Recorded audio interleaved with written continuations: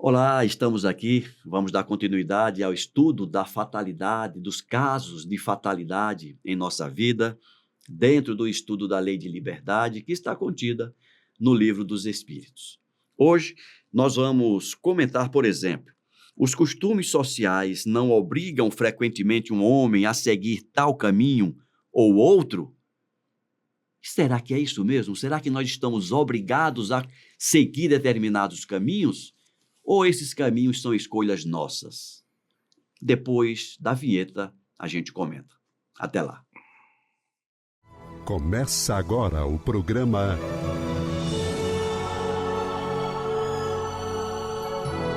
O Livro dos Espíritos em Nossa Vida.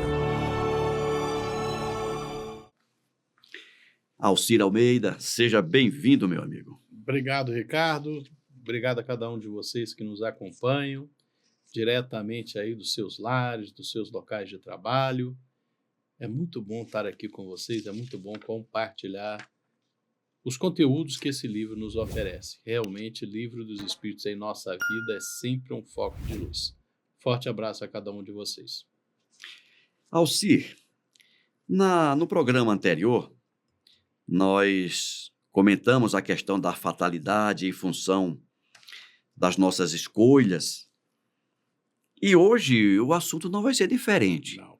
Nós vamos continuar falando daquilo que nos acontece, que muitas vezes nós colocamos na conta de outrem, mas que, na verdade, nada mais são do que consequências de nossas escolhas.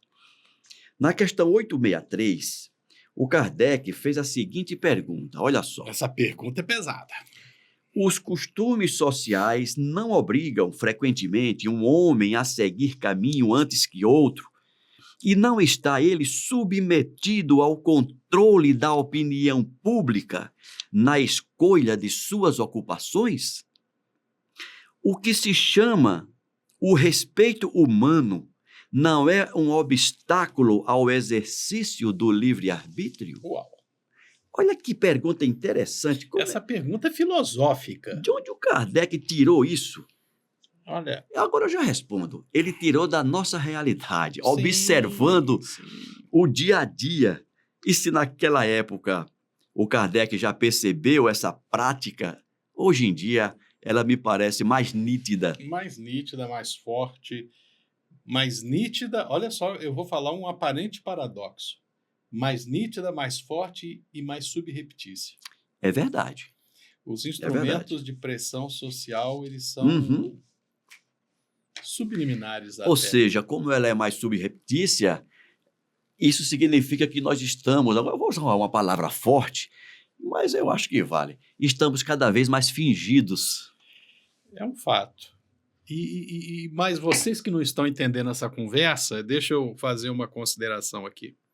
Estou eu aqui com essa camisa, está ele ali com a camisa branca, eu estou de calça jeans, você, não sei, deve estar com a calça social hoje. Estou com uma calça sempre social. mais elegante. Enfim, por que a gente não está nu?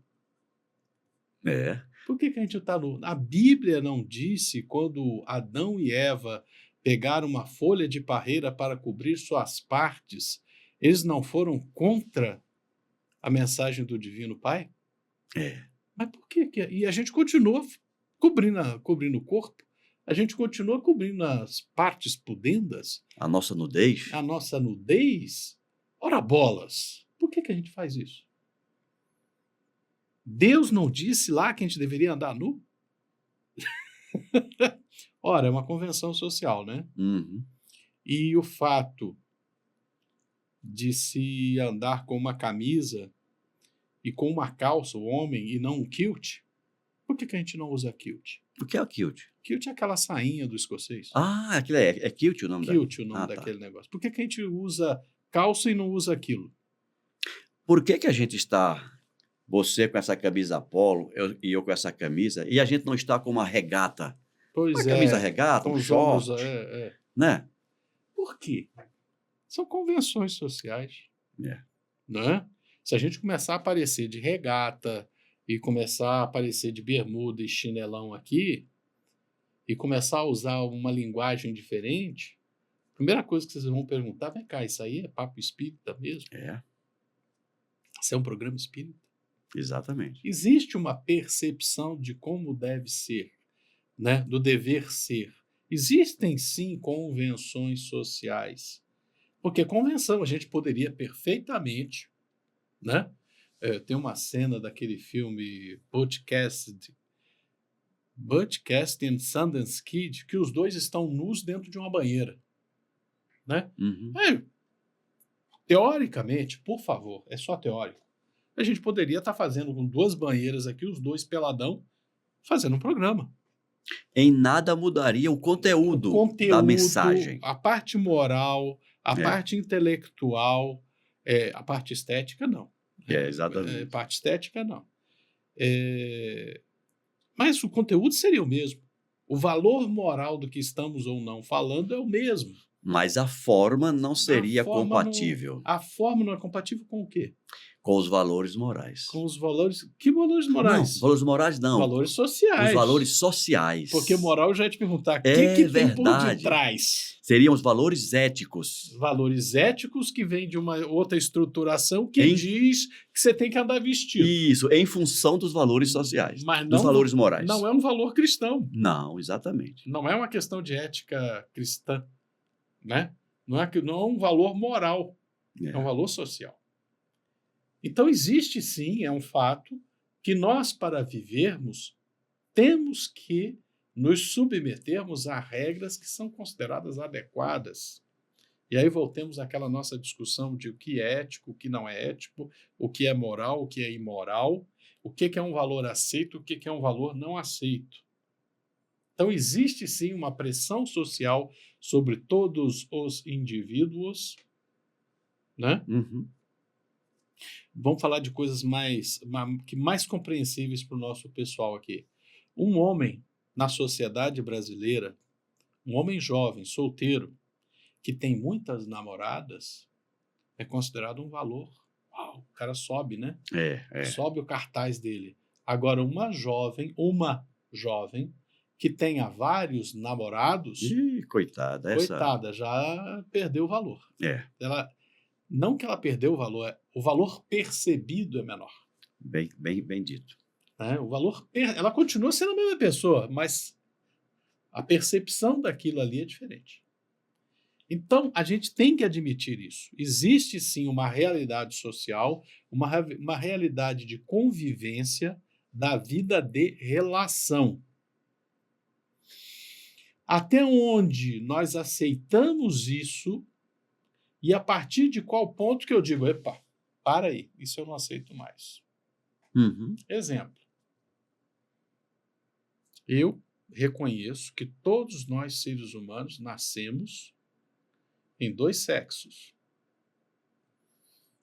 O sexo 44XX, que é o considerado feminino, e o 44XY, considerado masculino. Eu sei disso por uma questão científica. Pessoas nascem nessas situações e por condições várias, um vive como heterossexual, outro vive como homossexual. Existe uma situação posta na sociedade. Essa é a situação posta. Até onde eu aceito isso como um comportamento válido e a partir de que ponto eu considero um comportamento não válido, é meu julgamento pessoal. É minha individualidade. Uhum. Né? Se eu aceito, se eu concordo com a colocação de gênero, de não gênero, se isso é válido, se não é válido, isso é uma percepção. Não é uma realidade científica. A realidade científica é que, biologicamente, nós nascemos 44XX e 44XY. A partir daí, entramos na divagação. Não, mas fulano disse isso, fulano disse aquilo. Não vamos entrar nesse debate. Vamos voltar à pergunta. Existem situações sociais que impõem certos comportamentos. Ok? Ok. Quanto eu vou aceitar da pressão social em cima do meu eu, definindo a minha atitude dentro da sociedade, é meu livre-arbítrio. E é óbvio que o fato de eu não poder decidir livremente o que eu vou fazer, o que eu não vou fazer, se eu vou andar nu, se eu vou andar de terno e gravata, se eu vou andar com a camisa polo, como eu não posso decidir livremente, eu tenho que me adaptar a uma convenção social, então sim, é uma limitação ao livre-arbítrio, que eu aceito em função de querer viver em sociedade. Eu não posso viver sozinho, no meio de um lugar inabitado, e por não ser habitado eu vou usar a palavra deserto de outros seres humanos. Porque se eu for lá com a minha esposa, só pelo fato de sermos dois e de ela gostar de acordar tarde e eu gosto de acordar cedo, já temos uma diferença, já tem uma questão de livre-arbítrio que está sendo dinamitada aí. Uma necessidade de adaptação. Há uma necessidade de adaptação, há uma constrição à liberdade plena, como já tivemos a oportunidade de conversar aqui também. Né? Então, respondendo objetivamente, o quanto nós aceitamos que a sociedade tome as decisões por mim e o quanto eu decido por mim é livre-arbítrio. Gostei, Almeida, do que você falou. Porque eu fui lá na filosofia também, Ótimo. Apelei. Mas, ainda assim... Ou seja, eu posso querer andar nu, desde que eu esteja num lugar ermo, inabitado, deserto, e que eu não agrida ninguém com a minha feiura. Exato. Ainda assim, como a conclusão é de que realmente a pressão social ela tira de nós um pouco do nosso livre-arbítrio, ainda assim, eu não vejo nisso algo demeritório. Ou seja... É um diálogo, é uma coisa que está sempre ali presente e você está cedendo um pouco e está se impondo um pouco. Ou seja, caramba, a natureza me concedeu livre-arbítrio e a sociedade está tirando parte desse livre-arbítrio. Isso é necessário. Sim. Por quê? Toda liberdade pressupõe responsabilidade. Sim. E como nós estamos caminhando juntos nessa nave chamada Terra, em busca de um aperfeiçoamento geral, coletivo, é natural que, do ponto de vista individual, haja esse confronto de valores, tendo em vista o crescimento. Acomodação de necessidades e desejos. Né?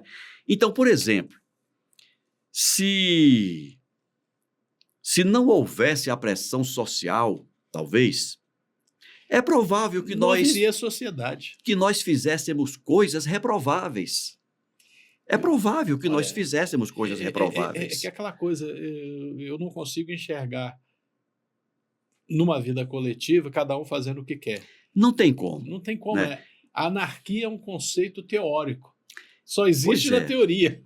Então, a sociedade, gente, e nós já estudamos aqui, já tem programas disponíveis, já estudamos a lei de sociedade, sim, e lá fala da importância dessa pressão social sobre os indivíduos nesse sentido. Então, por exemplo, a pressão social, digamos assim, mas na verdade é um pouco mais do que isso no nosso caso, porque tem a nossa própria pressão, a nossa condicionante moral. Tem a nossa condicionante moral que a gente quer alcançar um ideal que a gente sabe que ainda não alcança. Isso. A nossa condicionante moral diz para mim e para o Alcir que não fica bem a gente vir para cá com uma camisa regata. Sim. Então, nós nos cobramos isso. E nós sabemos também que se a gente tivesse aqui de camisa regata, tal, vocês próprios, talvez, como o Almeida citou agora há pouco, o Ricardo tá maluco, o Almeida... Isso é um programa espírita? Isso é um programa espírita, isso combina com a imagem e com a mensagem que nós estamos passando. Com o recato que se espera de uma casa religiosa, tudo isso. Do desejo de se estabelecer uma ligação com o divino. Pois é. Então, não pensemos que o fato de realmente haver uma pressão social sobre os indivíduos que seja uma coisa demeritória. Não. Apenas existe. Você não veja que tudo que eu falei, existe. Exatamente. Eu não estou dizendo que é certo ou errado, é uma verdade da vida. É um fato, né? E, como você muito bem colocou, viver em sociedade traz vantagens, né? E isso é biológico. Viver em sociedade traz vantagens. O ser humano sozinho, no ambiente, por mais que ele seja tecnológico, é ruim. É. Porque se você vive sozinho, lembremos O Aviador. Fizeram o filme, foi aquele Leonardo DiCaprio, Howard Hughes, que foi um baita empresário americano. Ele passou os últimos anos da vida dele trancado dentro de um apartamento sozinho. Ele tinha germofobia. O que é isso? Medo de germe. Ah, é? Ele achava que tudo era contaminado. Caramba. Mas ele só conseguiu viver dentro de um apartamento isolado porque tinha um secretário que botava comida e recolhia. Então não era bem sozinho, Não, né? não. Tinha uma porta lá que o cara botava a comida, tocava uma campainha e sumia. O cara ia lá, às vezes pegava aquela comida e às vezes não pegava. Mas o secretário tinha que ir lá pegar aqueles restos depois. É, Né? é diferente. É diferente. Vamos à resposta, Almeida? Vamos à resposta. Eu vou repetir a pergunta. Kardec perguntou assim: os costumes sociais não obrigam frequentemente um homem a seguir um caminho antes que outro, e não está ele submetido ao controle da opinião pública na escolha de suas ocupações? O que se chama o respeito humano não é um obstáculo ao exercício do livre-arbítrio? Eu só respondi essa pergunta. E a resposta vem e diz o seguinte: são os homens que fazem os costumes sociais e não Deus. Sim, é uma criação humana. Deus não determinou que um juiz tenha que estar com a sua toga, que os advogados tenham que estar de terno e gravata. Deus não determinou nada disso. Não determinou que um médico tem que se vestir com um jaleco branco. Não só determinou lembrar que isso. Na China, quem usa branco está de luto. A cultura é o inverso aqui da ocidental. Então, os espíritos já começaram dizendo isso. São os homens que fazem os costumes sociais e não Deus. Se submetem a eles, é porque isso lhes convém. É um ato da vontade. E o fazem por um ato do seu livre-arbítrio, visto que, se o quisessem, poderiam libertar-se deles. Nesse caso, por que se lamentar? Então vamos lá, picotando aqui a resposta e comentando. Digamos que um advogado não consiga usar terno e gravata. Ele não gosta de usar terno e gravata. Ele tem que mudar de profissão. Ele tem que mudar de profissão. Ele vai ser surfista, ele vai ter uma pousada lá na praia. Ele vai vender sanduíche natural. Ou qualquer outra coisa, mas ele dá um vai. Não vai atuar no fórum. Ele não vai atuar em nenhum fórum, pelo menos no Brasil e em muitas partes do mundo. Só para dar um exemplo. Não são os costumes sociais que devem acusar, mas o seu tolo amor próprio, que os faz preferir morrer de fome do que derrogar esses costumes, né, esses valores que a sociedade impõe. Ninguém lhes levará em conta esse sacrifício feito à opinião pública, enquanto que Deus terá em conta o sacrifício da sua vaidade. Isso não quer dizer que seja preciso enfrentar essa opinião sem necessidade, como certas pessoas que têm mais de originalidade que de verdadeira filosofia. Esses rebeldes sem causa que ficam arrumando conflito por qualquer coisa. Exatamente. É como se fosse um advogado em traje de surf querendo entrar no fórum. Querendo impor a sua pretensa liberdade para impor uma questão que é socialmente reconhecida e aceita por todos. Isso. Há tanto contrassenso em tornar-se objeto de crítica ou mostrar-se como um animal curioso, quanto há de sabedoria em descer voluntariamente e sem murmurar, quando não se pode manter-se no topo da escada. É isso aí. Eu acho que ainda dá tempo da gente fazer outra questão. É verdade, Almeida, dá sim. E vamos em frente. Questão 864. Se há pessoas às quais a sorte é contrária, outras parecem ser favorecidas, porque tudo lhes sai bem. A que se prende a isso? Olha, É fatalidade ela ser feliz? pois é, Ela né? nasceu para ser feliz? Essa questão aqui, ela tem muita semelhança com a 862, que a gente falava lá há pessoas para as quais nada sai É. bem. Essa Parece só que está no tem um sentido mau gênero. contrário. Né? Ela pega os dois lados da questão. Acho que a gente já debateu muito semana passada, eu recomendo ir lá, mas basicamente aqui para responder essa pergunta, tem pessoa que parece que tem sorte em tudo e tem outra que não tem. Primeira coisa, muitas vezes a sorte ou falta dela são as pessoas que são capazes de perceber o conjunto de eventos que vão conduzir a um resultado A ou um resultado B, ou seja, compreender o ambiente é importante. Uhum. Ora bolas, se eu estou vendo uma nuvem escura no horizonte, hoje não é um bom dia para lavar o carro. Para que eu vou lavar o carro se tem uma grande chance de chover? Né? Aí depois o cara chove e diz, pô, mas que azar, toda vez que eu lavo chove. Presta atenção se o céu está nublado. Ou seja, boas verdade. escolhas e compreender bem o ambiente. E também, às vezes, em algumas situações mais sérias, já falamos semana passada, existem questões kármicas, existem situações em que nós criamos um ambiente energético em torno de nós que nos conduz a uma situação ou outra. O que é importante é a gente perceber, usar o nosso livre-arbítrio de maneira positiva para mudar o nosso mundo interior, que acabará se refletindo nas situações exteriores também. É verdade, Almeida. E a resposta não vai fugir disso. A resposta diz o seguinte: frequentemente é porque elas sabem escolher melhor. Ou seja, por que algumas pessoas parecem ter mais sorte, ter bastante sorte? É porque elas sabem escolher melhor. Como dizia um colega meu, elas sabem escanear o ambiente. Escanear o ambiente é uma boa definição. Escaneia o ambiente. Então, o ambiente está assim.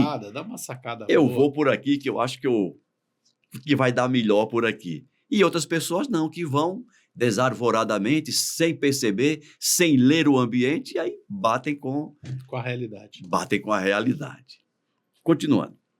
Frequentemente é porque elas sabem escolher melhor. Mas isso pode ser também um gênero de provas, pois o sucesso as embriaga ou pode embriagar. E confiam-se ao seu destino, pagando, no geral, mais tarde, esses mesmos sucessos por cruéis reveses que poderiam evitar com a prudência. E aqui a resposta ela foi muito perspicaz nesse sentido. Porque acontece muito isso também. Sim. O indivíduo ele se enche de uma autoconfiança, nada me atinge. É o viciado em jogo, né? Eu vou me dar bem. Eu vou me dar bem, é exatamente. Vai dar certo. Confia que vai dar certo. Uhum. Né? E pode dar certo, muitas vezes, exatamente para testar essa sua perspicácia, né? Para testar essa sua capacidade de não se ver como algo superior aos outros. Ah, você é um azarado? Eu não.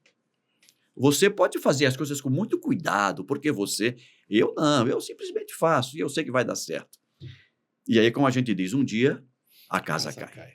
Um dia a casa cai. Foi isso que a resposta disse nesse comentário. É aquela história, toda pessoa, todos vocês que estão nos assistindo aqui hoje, e ainda tem a ilusão de que existe uma coisa chamada sorte, existe uma coisa chamada azar, eu recomendo mesmo, voltem a estudar uma coisa chamada análise combinatória. Você vai sugerir isso para os nossos ouvintes? Eu vou. Estudar análise combinatória. Análise combinatória, né? É matemática do ensino médio. Existe coisa chamada permuta, combinação.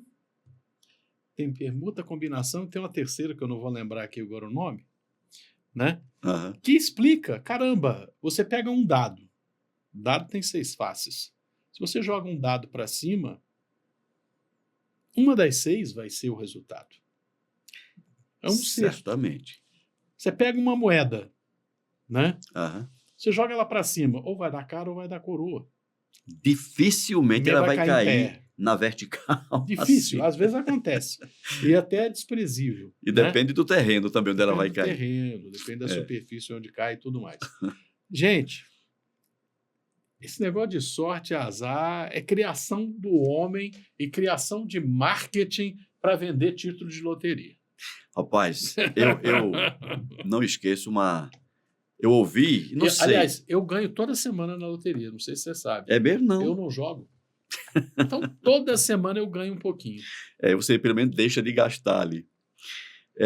Eu não sei se é criação dele, mas um amigo sempre me dizia assim: sorte é quando a competência se encontra com a oportunidade.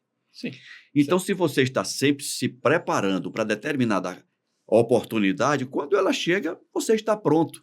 Sim. Quem não se preparou diz assim: nossa, mas o Alcir é um cara de sorte. Sorte nada, você vem se preparando para aquilo. Sim. Quando a oportunidade chega, bingou ali É aquela história. Como eu diria isso? Ora bolas, você sabe do jogo de combinatória ali, né? Uhum. Ora bolas, você sabe, para ganhar nesse jogo eu tenho que ter mais cartas. Você começa a reunir cartas, começa a juntar cartas. Uma hora cai a combinação que você precisa. Uma hora vai chegar lá. Isso é análise combinatória. Meu amigo, estamos prestes a concluir o estudo sobre a fatalidade. Eu acho que no próximo programa a gente já consegue encerrar esse assunto. Mas vamos parar por aqui hoje, o tempo já está se esgotando. Muito obrigado mais uma vez pela sua participação aqui conosco. Obrigado, Ricardo. Obrigado à companhia de vocês. Lembrando, gostaram? Deem o like. Não gostaram? Mas também digam o que é que não gostaram para a gente poder melhorar aqui o nosso papo na sua companhia. Tá bom? Forte abraço. Até semana que vem. Até a semana que vem. Fiquem com Deus. Terça-feira, às 18h45, a gente se encontra novamente aqui no nosso canal, na Comunhão Espírita de Brasília. Até lá.